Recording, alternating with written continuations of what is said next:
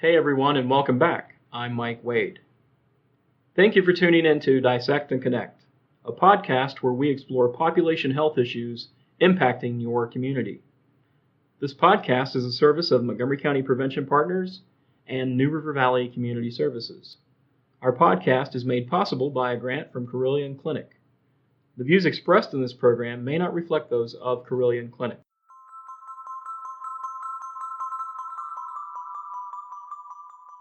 Laura Beth Weaver grew up in the Shenandoah Valley, the daughter of generations of strong women who taught her the value of serving others, of working for peace, and of believing in our larger common good.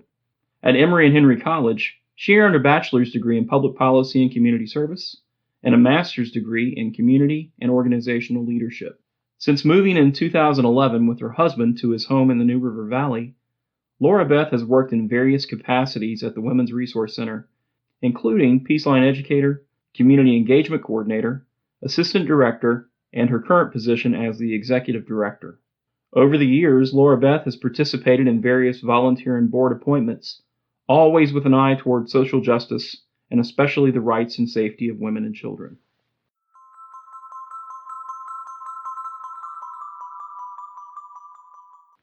So Laura Beth, welcome to the Dissect and Connect podcast. Thank you, Mike. It's good to be here. Yeah, we're excited to have you. So let's just start from the top. How are you handling the COVID-19 pandemic in your personal life? Is there a pandemic, Mike? I read something about it. Read something about it somewhere. Yeah. You know, I was just talking about this with some folks yesterday afternoon. I think I'm handling it as good as anybody, which means every now and then I feel like I've got it. Yep. Things are fine, and the grass is green like it should be, and the flowers are blooming like they should be, and there's paperwork stacked up on my desk like there should be. And then there are other times when I think the world is on fire and I need to crawl under my desk and cry. So I just kind of oscillate between those. Samesies. Yeah. It's definitely a different time that we're living in. It is. And it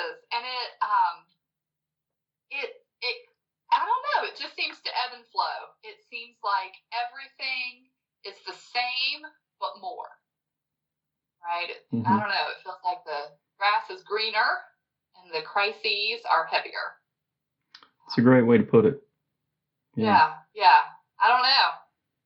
I'm adjusting and hoping to unadjust at some point. Yeah. I think that's where we all are. Yeah. So for the listeners who aren't familiar with the Women's Resource Center of the New River Valley, I was hoping that maybe you could just give us kind of a brief overview of your organization, talk about your mission and some of the key programs that you all have. Sure. Talking about the Women's Resource Center is an awful lot easier than talking about myself. I can talk about the Women's Resource Center all day, Mike. So the Women's Resource Center is the oldest domestic violence program in the Commonwealth, which is something we're really proud of. You know, when we think about big things starting, we often think about that happening in urban areas or somewhere far away from here. But the Women's Resource Center started a domestic violence shelter and 24/7 hotline in the mid-'70s. Wow. And within the next 5 years, there were over 500 in the country. So we were right at the cusp of the battered women's movement. And pioneers. Yes, pioneers. And since then, we've added programs like our children's counseling program, because we know that kids who live in homes where domestic violence is happening, or kids who experience sexual abuse, need that specialized counseling services.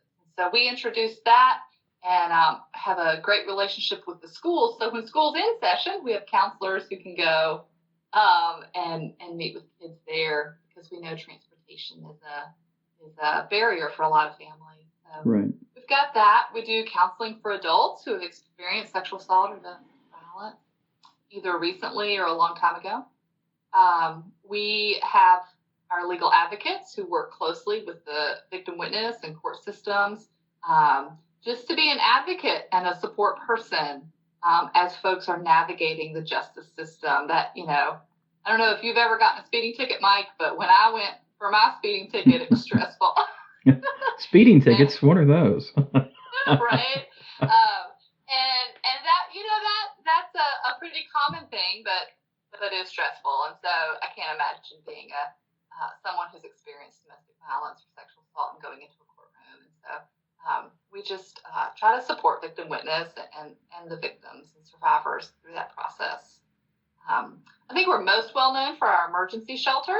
We have a 26-bed shelter right now. Our capacity is a little less than that at the shelter because of the pandemic. We're practicing all of the good social distancing and things like that in the shelter. We have a transitional housing program that is 20 years old now, which is very exciting. We built 7 apartments here in Radford for folks to live in if they need a little longer to get their feet underneath of them. We have, what else do we have? We work with several local law enforcement departments for our lethality assessment program that allows law enforcement officers to connect a victim of domestic violence with our hotline and services right there on the scene. Because evidence shows that the sooner folks connect with a domestic violence program, the better chance they have of surviving the domestic violence. So that's an exciting program that we're able to offer. And then, of course, we do an awful lot of education and outreach and violence prevention classes. We talked to over 20,000 people during a non-pandemic year. We talked to over 20,000 people about safety and domestic violence and sexual violence and consent and what our communities could look like if they were free from these violences. I think that's most of what we do. We also have, of course, our 24/7 hotline has been going along since the mid-'70s, and we added a chat feature a year ago, which, again, put us in that spot of early programming. We were one of the first 5 programs in the state to add that. And when this pandemic came around, we were awfully glad that we'd already done that. And I was hoping maybe you could talk a little bit more about the chat line and how that works. Sure. I think that what we know is that folks don't enjoy talking on the phone as much as they used to. Right? We just don't even pick up our phones and call our mamas as often as we used to. And so we were trying to figure out how to reach people that were not calling us. Because it just seemed like we were missing some folks. Yeah. So we're always trying to answer the question, who are we missing? And so we added the chat line as a way to connect with people who weren't going to make a phone call. Either because they didn't want to, they didn't like talking on the phone, or because maybe talking on the phone was unsafe itself. Yeah. And so we've been able to connect with people on the chat line who I believe would not have called otherwise. And maybe also safer too, right? I mean, yes. Than picking up a phone and making a call and talking to someone.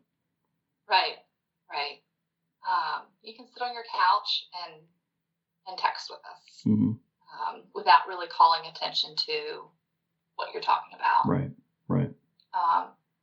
So we expanded those hours. We're now doing that 8 a.m. to 8 p.m. Monday through Friday.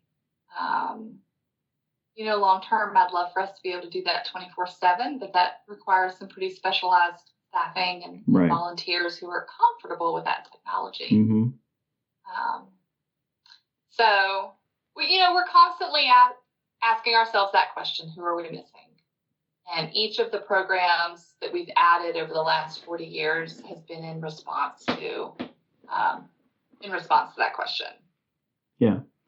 And you've started to touch upon this, I think, in a few ways, but how is the Women's Resource Center adapting to our new normal with the COVID-19 pandemic?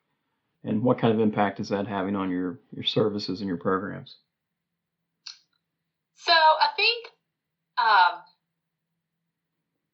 think that we are looking at each of our programs and each of our demographics, the folks that we serve, and trying to meet them where they are, right? So just this morning, I got some information from our Peace Line instructors, the folks who go into schools and teach violence prevention in 6th through 10th grade. They've been in conversation with the health and PE teachers that they coordinate with. How can we still get some information to the students? We know that teachers, bless their hearts, are scrambling to teach online. Right. And so our in-house presenters are working to meet that need too. Great. Our shelter is still open. I cannot stress enough how open our shelter is to domestic violence victims. I appreciated that in the governor's stay-at-home order, one of the reasons you can absolutely leave your home is if that's a safe place for you. I appreciated that he enumerated that very clearly. Absolutely. So all of our services are still available. They all look a little different right now. We are still providing support to folks through the justice system, although accessing the justice system looks a little bit different. Right. Our counselors right now, as of Tuesday, April 14th, are doing counseling and advocacy over the phone. We're looking for what just the best platform is that will guard the safety concerns of our clients that might be a little different than telehealth.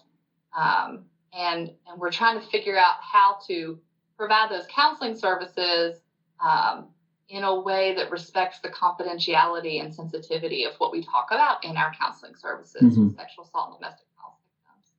But we're working at that. I think one of the things that is tricky is our children. Right. Can't really have a telephone call with a 6-year-old. Right. Yep. And even video chatting, I think, is tricky with our children. Sure. So providing services to those kids is something that all of our staff are kind of wrestling with and trying to figure out. We're still here, and our hotline is still 24/7. Our shelters are still available. There's people living in our transitional housing. It just all looks different, right. like it does for everybody. Yeah. So with the pandemic in mind, I've seen some things and read a few things that suggest, and maybe rightfully so, that there could be some increases in things like domestic violence and child abuse and neglect and those kind of things. What does that look like from your lens?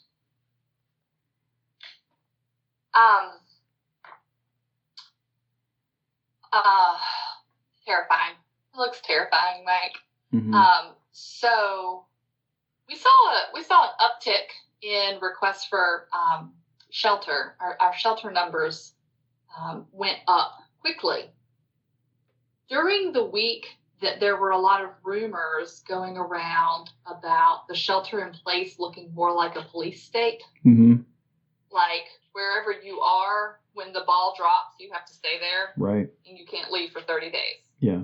When that was what people were anticipating, we saw an increase in requests for shelter. When the stay-at-home order came out and it was more relaxed than that,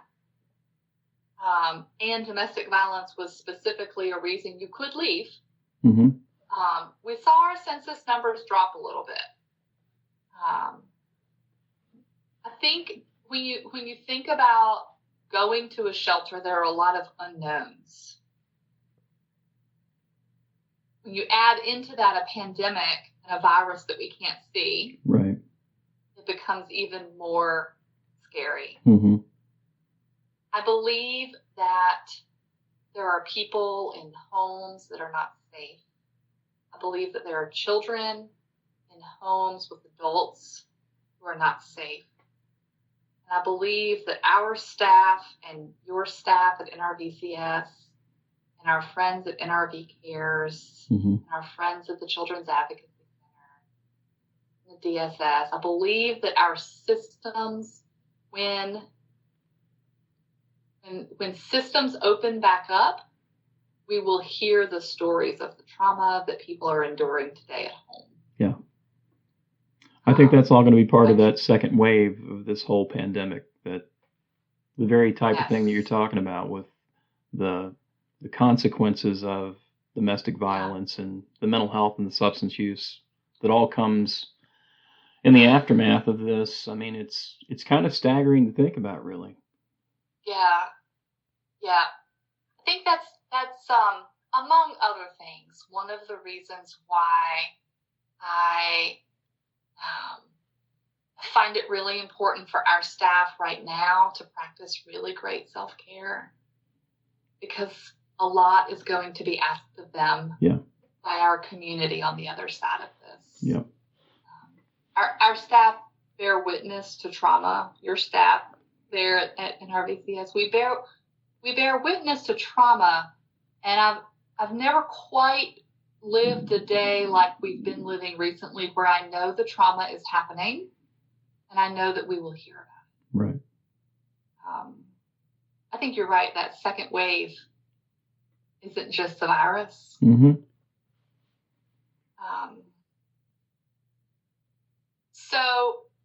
So we're here. We're here now, and we will be here later. And whether people reach out now or whether they have really good reasons for waiting and reaching out later, we understand that.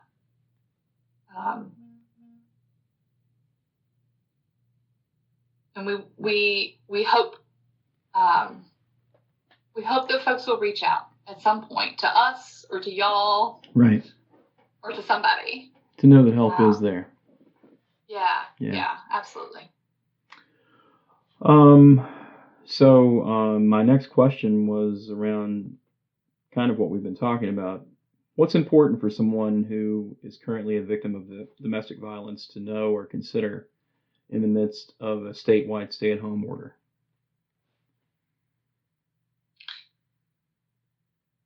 I think that one of the things that's important to recognize is that a part of domestic violence has always been isolation, right? Like that's just always been part of it. Folks have always heard, if you leave me, no one will help you. Right. If you tell anybody, nobody will believe you. And here in the New River Valley, and across the world, but I'm only going to speak for our community, that's not true, and that's never been true here. It's why a group of women and men started the Women's Resource Center so many years ago. I think what's important for folks to understand right now is that even during a stay-at-home order, you are not alone. Even during a stay-at-home order, you can leave. Right. While we're trying to keep people safe from the virus, we're also still doing the work around safety, inciting safety, around domestic violence and sexual violence. And so I think one of my concerns is that people are using abusers are using the stay-at-home order to keep people home. As leverage, for lack of a better term. You can't go out. Yeah. You're not allowed to go out. Mm-hmm. And you are. I don't anticipate that our politicians or our doctors are at all intending for people to be stuck in unsafe situations. And so, there are safety planning things that we can do. We can talk about being safe if you are choosing to stay home, because what's true is that for a lot of folks, home feels like the safest place to be, right? Domestic violence feels like a known, and leaving feels like an unknown. Yeah. And one, I think, misconception is that if you call a domestic violence program, you have to leave. And that's not who we are. It's not how we operate. You can call us, you can chat with us, and we're going to help you because you're the expert in what staying safe looks like for your situation. there's help. Even in social isolation, nobody's isolated fully right. from help. Well, I'm glad you made that point about, if you reach out and contact a hotline or ask for help, it doesn't necessarily mean that you have to pack your bag and take off. So No. In fact, there are folks who call us and we work through safety planning with them and what would it look like to leave and when might that happen. And then they call us again in a few weeks and they say, I'm still not ready, but I just want to go over the plan again and make sure, that when it is time, when it is safe to leave, I'm ready. We can be an ongoing support well before someone's ready to leave. And sometimes, one of the conversations we were having here is staff 6 feet apart, of course, and with our masks on. Of course. Is that there are also just unhealthy relationships, right, Mike? Like, there are also unhealthy relationships that have maybe been unhealthy for a long time and not abusive, just unhealthy. That's a thing that exists. At a time when the pandemic and the anxiety of that feels like it's exacerbating everything else. Yep. Everything feels highlighted and underscored. I hope that folks will consider us a resource in the event that what has just always been an unhealthy relationship feels like it's teetering on abusive. Right. If it feels like something's changing, if it feels like the power dynamic is shifting, if it feels unsafe, we're still available. I think a lot of people hesitate to call us because, well, what I'm dealing with is not domestic violence, or they haven't hit me yet, so I shouldn't call, or I'm a man, so I shouldn't call. But what's true is we're available for everyone, anywhere on the spectrum of relationship. And kind of a continuing piece of that discussion, can you give some, I guess, warning signs or signals that folks can be aware of when there might be some indicators that unhealthy relationship is taking a turn for the even worse and it is becoming abusive, violent, beyond just the obvious of physical action? What are some other signs or warning signals that people can be mindful of? Yeah. I always think about the power imbalance, right? So when I think about warning signs, I think about those things that happen in relationships that make it clear that one partner has more power than the other and is willing to use violence or language or the threat of violence to keep that power. Right. So name calling is unhealthy when it's mutual. Name calling is abusive when it is used by one partner to keep power over another partner. Degrading somebody is unhealthy when it's mutual. It is abusive when one partner is degrading another partner to keep power over them. This is a time when a lot of people are concerned about finances. Right. A lot of folks are losing their income, and that is becoming unsettling for folks. But when one partner has complete control over the finances and uses that control to continue an unhealthy power imbalance, that's a red flag.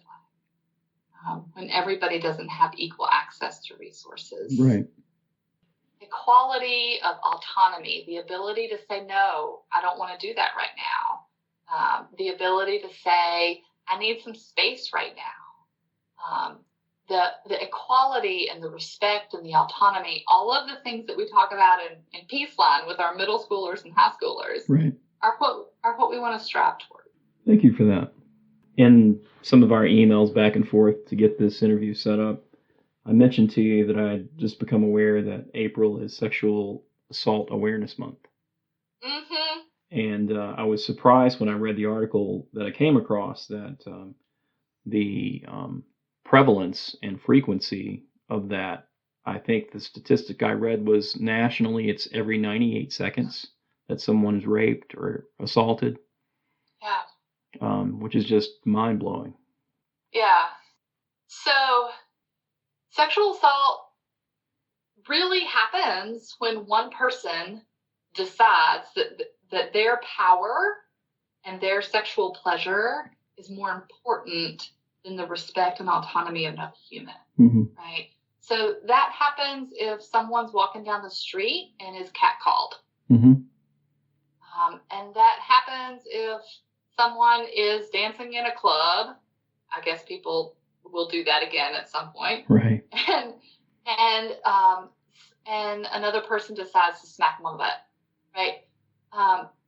That also happens in abusive marriages when one person decides that what they want out of that marriage is more important than the autonomy of another person. I think that what's true is we as a community all agree that if we saw rape happening, we would stop it. Right. There was a story in the news a few years ago of a couple college students who were walking down the street and saw sexual assault happening and intervened. And really changed the trajectory of that young woman's life. What we need to do is back that up a few steps as well and recognize that anytime we see sex wielded as a weapon against another person, whether that's verbally or physically, that there's something we can do to intervene. Right. We can change that statistic, but we have to back it up and be willing to set the precedent and set the boundaries at you may not use sex as a weapon, verbally or physically. Right. Sexual Assault Awareness Month is a time when normally we would be out tabling and at festivals. And last month, our outreach team made these fantastic displays and put them in public libraries and coffee shops around the New River Valley. This year, it, like everything else, looks different. Right. And we're relying heavily on social media to spread awareness. Our outreach folks are working with some college professors to still provide some guest speaking in their classes. If folks are interested in finding ways to partner with us, even as how we do it looks differently, I encourage them to reach out. All of our contact information is on the website. We're still doing it, and we're still trying to raise awareness, of course. We just have to rely on some different mechanisms this year than we ever have in the past. And with that topic in mind, I'm so glad that you all, with the traditional outreach that you do in the schools, where you're talking about dating violence and that kind of thing, I'm so glad that you all have that in place and that you're trying to get that message across to young people at an early age when they become active in dating and having physical relationships and those kind of things. I think that message that you're getting across at that age is definitely needed, and hopefully a message that resonates with them that they carry on through the rest of their lives. Well, and it's a message that really, if we back it up, it's a message that we as parents can start a lot earlier than dating, right? So I have a 4-year-old and a 7-year-old, and they're obviously beautiful and perfect and brilliant and all of those things. Take after their mother, right? Sure. But if they're playing and Amos says, I don't want you to hug me, and Hazel says, but I want to give you a hug, we're going to take a pause and talk about how Amos's body is his and he gets to decide. Yeah. Right? When we're leaving Grandma and Grandpa's house, whether or not Grandma and Grandpa get a hug and a kiss gets to be up to the children, right? Because the children get to decide. Other than doctors giving shots, generally speaking, the kids get to decide what contact, what physical contact and intimacy looks like with their little bodies. Yeah. And right now, while we're all at home, is a great opportunity for our families to be practicing this and modeling this, and talking about consent in a non-sexual way. Right. Yeah. Can I play with your blocks right now? Is very different than I'm just going to play with those blocks because I see them and I want them and I'm going to take them. Yep. Okay. So right now, while we're at home and so much is expected of us, and my goodness, is a great time to also be practicing and modeling some of these good boundaries. Right? Yeah. Ideally, they've had lots of practice being able to set healthy boundaries before intimacy is even introduced. Yeah.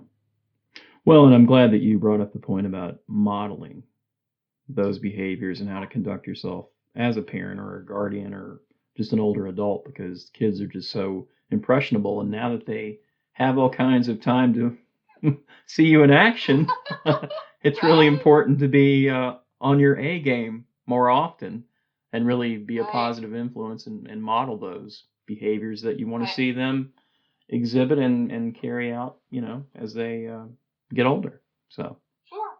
Even I go home from work and my husband has been there all day with the kids, and it's okay for him to say, "Kids, I love you, but Daddy's got to take a break for a minute. Yeah. Like I need some alone time." Definitely. Right. And he gets to model that because, Mike, you and I know that as adults there are times when we need that space. Absolutely. And so giving kids permission to ask for what they want in a healthy way, and for Daddy to say, "I need some space," prepares for on the other side of this, right? Yep. There are some skills we can build.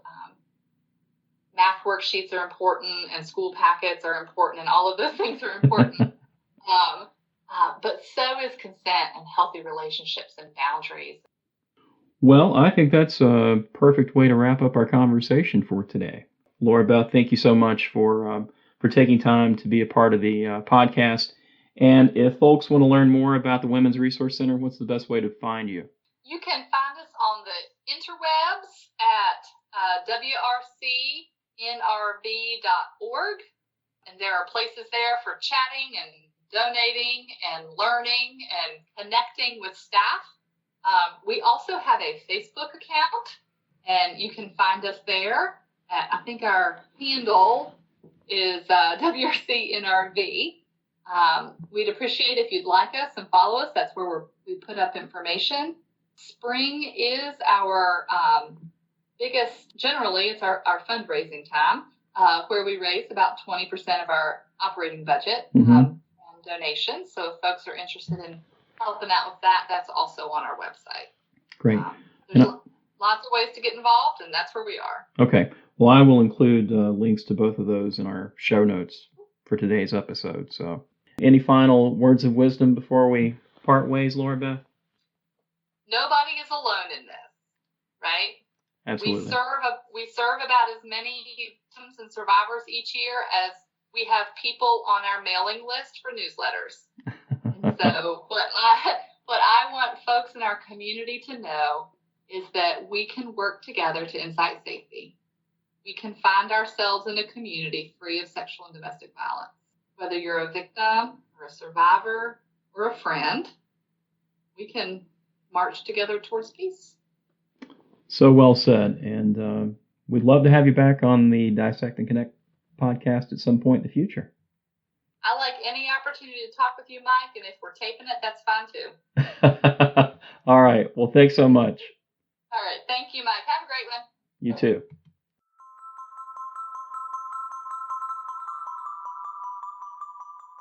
We hope you've enjoyed this episode of Dissect and Connect. For more information about Montgomery County Prevention Partners, our New River Valley Community Services, be sure to check us out on Facebook or visit nrvcs.org.